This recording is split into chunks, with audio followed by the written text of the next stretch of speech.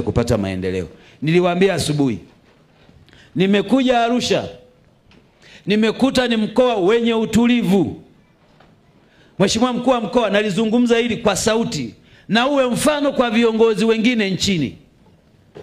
Ndugu zanguni, tukiwa na mkoa wenye utulivu, tutawahudumia Watanzania hawa.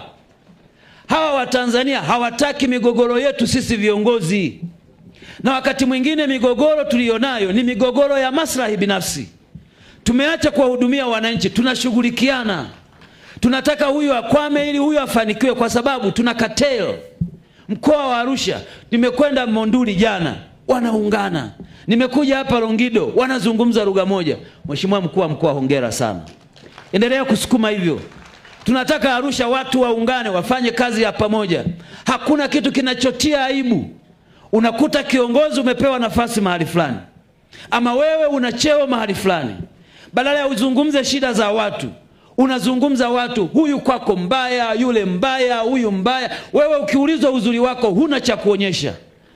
Nataka niwaombe watu wa Arusha, watu wa Monduli, watu wa Longido, viongozi tuliopewa nafasi, mteja wetu wa kwanza awe mwananchi, mteja wetu wa pili awe mwananchi, mteja wetu wa tatu awe mwananchi.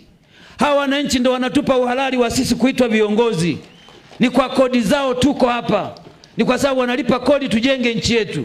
Maono ya viongozi wetu wakubwa, rais wetu na wasaidizi wake, makamu wa rais na waziri mkuu na viongozi wengine, wangependa kuona tunawaondoa Watanzania kwenye umaskini. Hatuwezi kuwaondoa Watanzania kwenye umaskini tukihubiri chuki na migawanyiko miongoni mwetu. Nimesimama hapa nikizungumza kwa sababu nimeona mfano mzuri Arusha. Kwenye wilaya mbili nilizokwenda, watu wameungana, wanazungumza lugha moja, chama lugha moja na serikali lugha moja, kumhudumia mwananchi, apate maji, apate umeme, apate barabara. Mheshimiwa mkuu wa mkoa, hongera. Wakuu wa wilaya, hongera. Na mnaona hata wakuu wa wilaya wenu hapa, tuko hapa, wamekuja na wabunge. Ningetamani kuona na viongozi mahali pengine tuige mfano huu wa kuwaunganisha wananchi, tulete maendeleo kwenye maeneo yetu. Ninawashukuru sana watu wa Mundarara kwa kutupokea. Najua tumewaweka muda mrefu.